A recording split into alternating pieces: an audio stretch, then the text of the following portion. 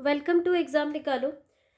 तो आज हम वर्ल्ड ज्योग्राफी की सीरीज़ में ये हम लास्ट चैप्टर डिस्कस करने जा रहे हैं, जिसे हमें स्टार्टिंग में ही करना चाहिए था, लेकिन कोई बात नहीं। इसको ये होने के बाद एक रिवीजन भी हो जाएगा। बहुत इंपॉर्टेंट टॉपिक है ये, जिसमें movement of the earth and latitude and longitude जो चैप्टर है, बहुत मेजर चैप्टर है और इस पर कन्फ्यूजन भी काफ़ी होता है, लेकिन बहुत ईजी चैप्टर भी है ये। अगर एक बार आ जाए समझ में तो है ना, बहुत इजी हो जाता है। इससे क्वेश्चन हमेशा पूछे जाते हैं। तो ये जो चैप्टर है, इसके बाद फिर हम है ना इंडियन ज्योग्राफी स्टार्ट करेंगे। ये लास्ट चैप्टर है वर्ल्ड ज्योग्राफी में। लास्ट टॉपिक तो हम बहुत पहले ही कर चुके हैं, सेकंड टॉपिक था इस वर्ल्ड ज्योग्राफी का। तो इसे आज कंप्लीट कर लेते हैं, देन उसके बाद इंडियन ज्योग्राफी हम स्टार्ट करेंगे। तो आइए स्टार्ट करते हैं। इक्विनॉक्स जो है, विषुवत जिसे बोलते हैं, इक्विनॉक्स को संपूर्ण विश्व में दिन और रात बराबर होते हैं। ये तिथियां कौन सी हैं? तो ये 21 मार्च है और 23 मार्च है। ये 2 दिन में क्या होता है आपका कि दिन और रात जो होती है बराबर होती है इस तिथियों में। इस तिथियों में जो है दिन और रात क्या होती है, बराबर होती है। ये याद रखना है, ये पूछा जाता है क्वेश्चन। 21 मार्च और 23 सितंबर। वर्ष भर रात और दिन किस स्थान पर बराबर होते हैं? तो अभी हमने देखा ये भूमध्य रेखा इक्वेटर पर होते हैं। ठीक है, स्ट्रेट जो लाइन है, स्ट्रेट रेज होता है सनलाइट की, वो पड़ती है किस पे? इक्वेटर पे। इसलिए क्या होता है यहाँ पे आपका दिन और रात बराबर होते हैं 12-12 घंटे के। कर्क संक्रांति के समय उत्तरी गोलार्ध के किस स्थान पर 12 घंटे का दिन होगा? तो विषुवत रेखा पर ही होगा। अभी बताया था हमने 12-12 घंटे का होता है दिन और रात। ठीक है, वही चीज़ को घुमा फिरा के पूछा हुआ है। और उसके बाद ये कुछ ये ऋतु परिवर्तन चक्र है, इसको आप है ना वीडियो पॉज करके देख सकते हो अच्छे से। थोड़ा सा डिटेल में समझा रखा है, डायग्रामेटिक समझा रखा है। वही चीज़ इसको है ना लाइन बाय लाइन भी आगे दे रखा है, लेकिन डायग्राम में एक ही जगह आपको सब चीज़ पता चल जाएगा। तो एक बार आप देख लेना है इसको। ठीक है, नेक्स्ट आगे देखते हैं। पृथ्वी का अपने अक्ष पर पृथ्वी का अपने अक्ष यानी एक्सिस पर झुकाव का कोण कितना है? ये तो पता है, 23.5 डिग्री। ठीक है, 23.5 डिग्री है एक्सिस पर झुकाव इसका। और इसी के चक्कर में क्या होता है, इतना जो है, इसीलिए ऋतु परिवर्तन और सारी चीज़ें होती है पृथ्वी पर। उत्तरी गोलार्ध नॉर्दर्न हेमिस्फेयर में वर्ष का सबसे छोटा दिन कौन सी तिथि को होता है? तो 22 दिसंबर को होता है।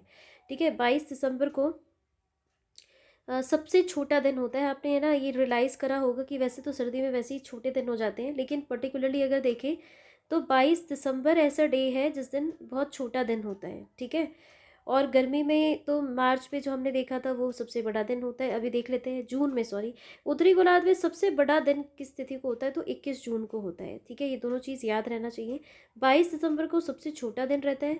ठीक है, उत्तरी गोलार्ध में 22 दिसंबर, क्योंकि ठंड होती है। और उत्तरी गोलार्ध में ही सबसे बड़ा दिन गर्मी का जो होता है 21 जून का होता है। ठीक है, पृथ्वी का सूर्य के चारों ओर चक्कर लगाना तथा अपने अक्ष पर झुका होना मौसम परिवर्तन का मुख्य कारण माना जाता है। मैंने आपको बताया अभी कि जो एक्सिस पे इसका झुकाव है, जो उसके अक्ष पर उसका झुकाव है, उसी के कारण क्या होता है, ये अक्ष के ऊपर झुकाव और सूर्य के चारों ओर जो चक्कर लगाना होता है, उसी के कारण क्या होता है, मौसम परिवर्तन होता है। ठीक है, पृथ्वी पर जितने भी आप मौसम देखते हो डिफरेंट डिफरेंट टाइप के, वो इसी के कारण होता है। दक्षिणी गोलार्ध में सबसे बड़ा दिन कब होता है? तो अब देखो उसका ऑपोजिट हो जाएगा, क्योंकि 22 दिसंबर को ही क्या होता है, नॉर्दर्न हेमिस्फेयर में सबसे छोटा दिन होता है। तो वही जो 22 दिसंबर को क्या होगा, सदर्न हेमिस्फेयर में सबसे बड़ा दिन हो जाएगा, क्योंकि वहाँ पे गर्मी पड़ेगी। ठीक है, तो अब दो टर्म बहुत पूछे जाते हैं, अपसौर और उपसौर। ठीक है, ये बहुत इसमें कन्फ्यूजन होता है, तो एक बार इसको समझ लेते हैं। जैसे उपसौर, जिसको इंग्लिश में पेरिहीलियन बोलते हैं, पेरिहीलियन। ठीक है, पृथ्वी जब सूर्य से निकटतम दूरी पर होती है तो इसे उपसौर कहते हैं। ऐसी स्थिति 3 जनवरी को होती है। इसमें क्या बोला है, निकटतम दूरी, यानी नियरेस्ट जो पॉइंट होगा, नियरेस्ट डिस्टेंस होगा ना अर्थ का सन से, नियरेस्ट डिस्टेंस जो होगा उसको हम क्या कहेंगे, उपसौर कहेंगे। उपसौर, ये याद रखना है, उप आ जाता है, उपसौर।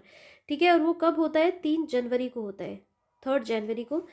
नेक्स्ट है आपका अपसौर, इसको एफीलियन बोलते हैं। देखो, उपसौर को पेरिलियन बोलते हैं और अपसौर को एफीलियन बोलते हैं। तो पृथ्वी जब सूर्य से अधिकतम दूरी पर होती है, अब देखो यहाँ पे तो ये निकटतम था, अब ये मैक्सिमम जो डिस्टेंस होगा उसको हम कहेंगे अपसौर यानी एफीलियन कहेंगे।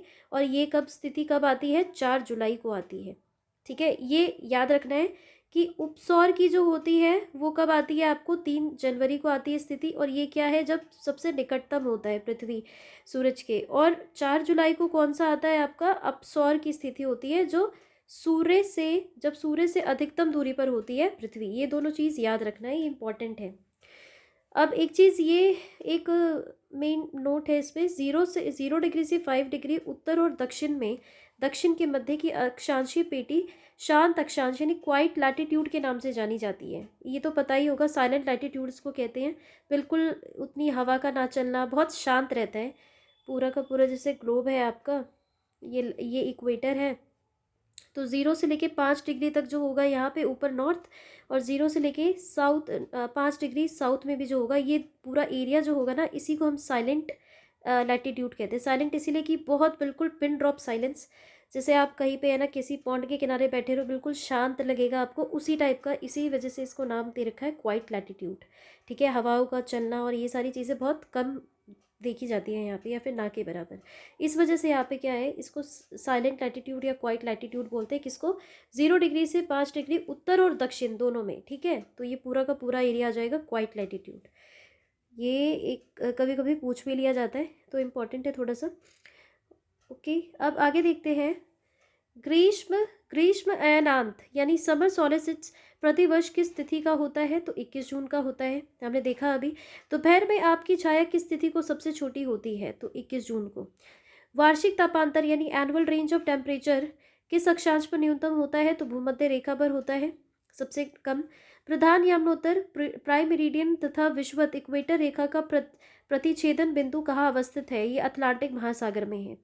ठीक है, शून्य अंश यानी शून्य अक्षांश तथा शून्य अंश देशांतर बिंदु का प्रतिच्छेदन अटलांटिक महासागर में अवस्थित है, ये तो हमने देखा। सूर्योदय की पहली किरण भारत के किस यामनोत्तर मेरिडियन पर दिखाई देती है, तो ये दिखाई देती है आपको 97 डिग्री 25 मिनट पूर्व में। ठीक है, बिल्कुल पूर्व, जो ईस्ट पार्ट हो जाएगा पूरा उसमें। अब है अंतर्राष्ट्रीय दिनांक रेखा, जो इंटरनेशनल डेट लाइन है, वो किस महासागर से गुजरती है, ये तो पता ही होगा, प्रशांत महासागर से, पैसिफिक ओशन से गुजरती है। पृथ्वी की भूमध्य रेखा जो इक्वेटर लाइन की कुल लंबाई कितनी है, तो 40,075 किलोमीटर है। ठीक है, भूमध्य रेखा की कुल लंबाई कितनी है, तो 40,075 किलोमीटर, जो हमने देख लिया था व्यास उसका। ग्लोब पर दो स्थानों के मध्य न्यूनतम दूरी अंतर्राष्ट्रीय तिथि रेखा पर नहीं होती है। कौन सी देशांतर रेखा प्रधान यामनोत्तर के साथ मिलकर ग्लोब पर किस बृहद वृत्त का निर्माण करती है, तो 180 डिग्री देशांतर। ठीक है, 180 डिग्री देशांतर। और ये एक डायग्राम और है इसमें, तो ये समझने के लिए दे रखा है कि महत्वपूर्ण अक्षांशीय रेखाएं हैं, उत्तरी ध्रुव और दक्षिणी ध्रुव है। 0 डिग्री से इधर आपका ऊपर प्रधान यमुनोत्तर रेखा जो है, विषुवत रेखा है, कर्क रेखा, मकर रेखा, आर्टिक वृत्त किसको कहते हैं, अंटार्कटिक वृत्त कहाँ पे, ये सारी चीज़ें एक बार डायग्राम आप है ना देख सकते हो वीडियो को पॉज करके। ठीक है, नेक्स्ट आगे देख लेते हैं हम। विषुवत रेखा इक्वेटर पर स्थित देश, ये बहुत इंपॉर्टेंट है, बहुत ज़्यादा, ये हमेशा पूछा ही जाता है। जैसे इक्वेटर पर स्थित देश कौन से हैं, कर्क रेखा यानी ट्रॉपिक ऑफ कैप्रिकॉर्न पर स्थित देश कितने हैं, तो सबसे पहली बात तो कि इक्वेटर पर स्थित कितने देश हैं आपके, टोटल 13 देश हैं, 13। देखो जिस पे नाम है, ये नाम थोड़े से याद रहने चाहिए। कभी भी उठा के कोई सा भी नाम पूछ के उस पर 4 ग्रुप में डाल दिया जाएगा और पूछ लिया जाएगा कि कौन सा इक्वेटर पर स्थित है, कौन सा नहीं है। तो सबसे पहले है साउ टॉम और प्रिंसिप, गैबॉन। गैबॉन ये कहाँ पे है, साउथ अफ्रीका में है। कॉन्गो गणराज्य, ये भी साउथ अफ्रीका में। लोकतांत्रिक गणराज्य कॉन्गो, ये भी साउथ अफ्रीका में है। युगांडा भी साउथ अफ्रीका में। केनिया भी साउथ अफ्रीका में है। सोमालिया भी साउथ अफ्रीका का ही है। मालदीव उसके जस्ट इधर आपका इंडियन ओशन में मिलेगा। इंडोनेशिया हो जाएगा, फिर ये साउथ ईस्ट ये आ जाएगा इसमें। किरीबाती है, इक्वाडोर है, कोलंबिया है और ब्राज़ील है। ठीक है, अधिकतर तो आपको कौन से देश मिलेंगे, साउथ अफ्रीका के देश मिलेंगे। ठीक है, तो याद इसको थोड़ा सा रखना पड़ेगा। कितने हैं आपके विषुवत रेखा पे, 13 है। ठीक है, इसको थोड़ा सा एक बार नज़र वो कर लोगे तो ज़्यादा बेटर रहेगा। नेक्स्ट देख लेते हैं हम, कर्क रेखा। ठीक है, ये जो था आपका विषुवत रेखा था, यहाँ पे थोड़ा मिसप्रिंटिंग दे रखी है इन्होंने, यहाँ पे मकर रेखा होगा, ये कर्क रेखा दे रखा है, ये मकर रेखा है। ट्रॉपिक ऑफ कैप्रिकॉर्न पर स्थित कितने देश हैं आपके, 18 हैं। ट्रॉपिक ऑफ इक्वेटर पे कितने थे, 13 थे, यहाँ पे 18 हैं। कौन कौन से, हवाई द्वीप है, बहामास है, मारितानिया है, अल्जीरिया ये भी उसका है, अल्जीरिया सबसे बड़ा देश है साउथ अफ्रीका का, लीबिया है, मिस्र है, भारत है, म्यांमार है, ओमान है, मैक्सिको है, माली है, नाइजर है, चाड है, सऊदी अरब है, संयुक्त अरब अमीरात है, बांग्लादेश है, चीन है और ताइवान है। तो टोटल कितने हैं? 18 है ट्रॉपिक ऑफ कैप्रिकॉर्न पे। 3-4 बार अगर पढ़ भी लेते हो ना तो दिमाग में ये बैठ जाएगा, ये चीज़ तो पूछ लिया जाएगा तो है ना, आसानी से आपको रिकॉल भी हो जाएगा इसका। ठीक है, नेक्स्ट देख लेते हैं इसमें मकर रेखा। अब है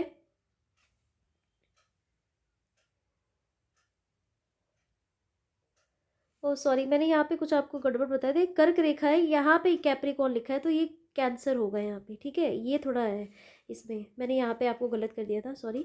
यहाँ पे कैंसर होगा, ट्रॉपिक ऑफ कैंसर है। नीचे आप देखेंगे हम, नीचे है आपका तो ट्रॉपिक ऑफ कैप्रिकॉर्न के लिए मकर रेखा पे कितने हैं आपके? 12 हैं। ठीक है, देखो ये इक्वेटर पे कितने हैं आपके? इक्वेटर पे है 13, ट्रॉपिक ऑफ कैंसर पे है आपके 18 और ट्रॉपिक ऑफ कैप्रिकॉर्न पे कितने हैं? 12। ये याद रखना है। ठीक है, कितने देश हैं? ब्राज़ील है, पराग्वे है, अर्जेंटीना है, चिली है, अर्जेंटीना ब्राज़ील ये सारी साउथ अमेरिका में आते हैं आपके। फ्रेंच पॉलिनेशिया फ्रांस में है, बोत्सवाना ये साउथ अफ्रीका में है, ऑस्ट्रेलिया है, मडागास्कर है, मोजाम्बिक है। ठीक है, मोजाम्बिक है, दक्षिण अफ्रीका है, टोंगा है और नामीबिया है। ठीक है, तो ये थोड़े से देश याद रहने चाहिए क्योंकि इससे क्वेश्चन पूछे जाते हैं। नेक्स्ट देख लेते हैं हम।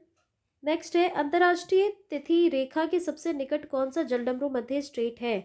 ये बेरिंग जलडमरू मध्य है। ठीक है, बेरिंग स्ट्रेट है। भूप्रपटी यानी क्रस्ट में सर्वाधिक मात्रा में पाए जाना वाला रासायनिक तत्व कौन सा है? ऑक्सीजन है, ये तो पता ही है हमें, 46.6%।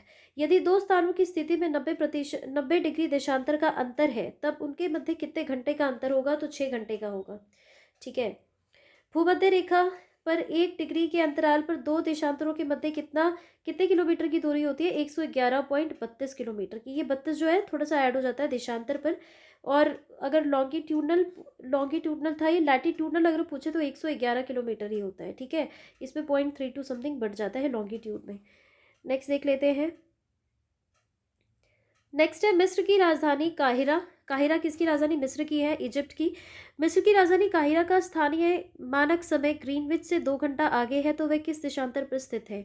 तो ये 30 डिग्री पूर्वी देशांतर पर स्थित होगा अगर ऐसी स्थिति होती है तो। अश्व अक्षांश किसे कहते हैं? तो ये 30 डिग्री टू 35 डिग्री अक्षांश को हम हॉर्स लैटिट्यूड्स को बोलते हैं, इंग्लिश में हॉर्स लैटिट्यूड कहते हैं। ठीक है, हॉर्स लैटिट्यूड पूछा जाता है, कई बार क्वेश्चन पूछा हुआ है। पृथ्वी का आंतरिक भाग क्रोड मतलब कोर किससे बना है? निकेल एवं लोहे से मिलकर बना है। जैसे नीफा, ये सील, नीफा और सीमा ऐसे करके है ना, तो ये याद करने के तरीके हैं। इसको नीफा बोलेंगे, फिर सीमा होगा, फिर सियाल आएगा, ऐसे करके।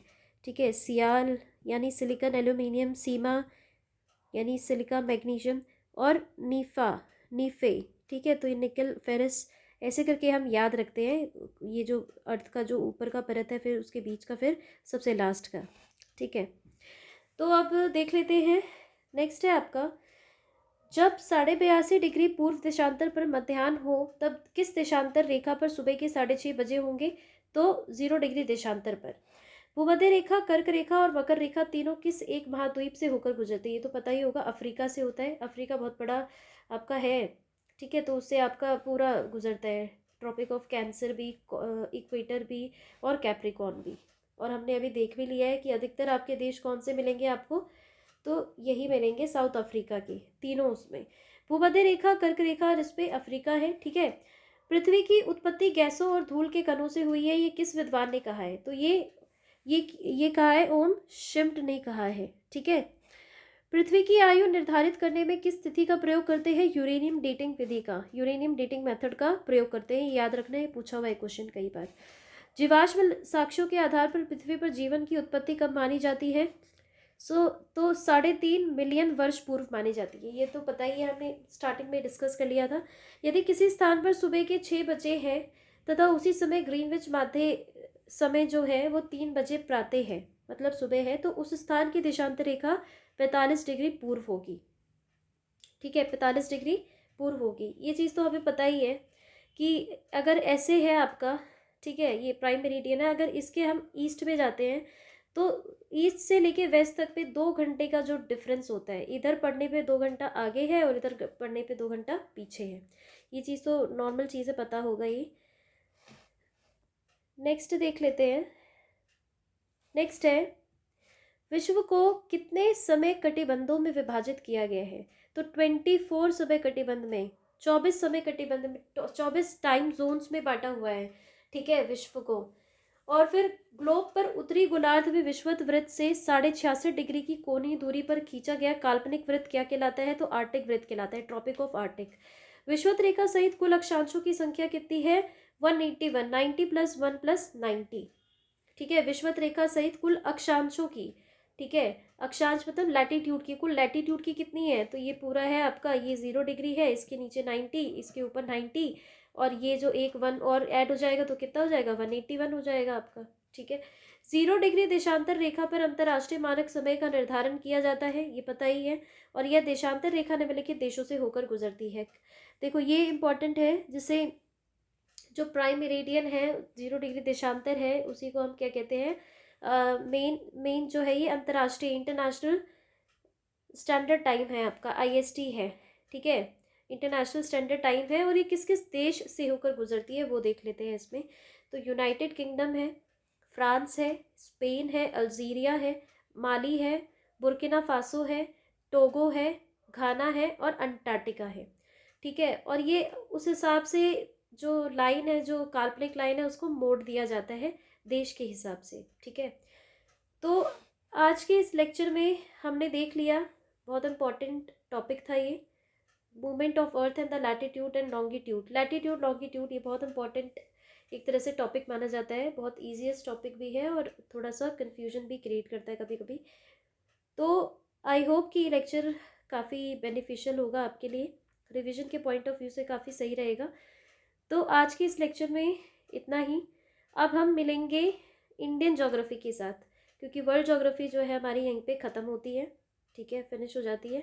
24-25 लेक्चर्स हो चुके हैं इसके, एक एक पेज के मैंने करवाए हैं। अगर इतना भी रिवाइज कर ले तो वर्ल्ड ज्योग्राफी से कहीं कुछ नहीं छूटेगा, और ये एग्ज़ाम, हर एक एग्ज़ाम के पॉइंट ऑफ व्यू से इनफ होता है, पीटी के लिए स्पेशली, ठीक है। तो पीटी पॉइंट ऑफ व्यू से सिंगल सिंगल लाइन से कराया है तो बहुत सही माना जाएगा रिविजन के लिए। इसको सुनिए और है ना, थोड़ा सा और ब्रशअप करिए अपनी तैयारी को। तो आज के लिए बस इतना ही, मिलते हैं नेक्स्ट लेक्चर में नेक्स्ट टॉपिक के साथ विद नेक्स्ट चैप्टर, जब हम स्टार्ट करेंगे इंडियन ज्योग्राफी का, ठीक है। तो तब तक के लिए थैंक यू, मिलते हैं नेक्स्ट क्लास में।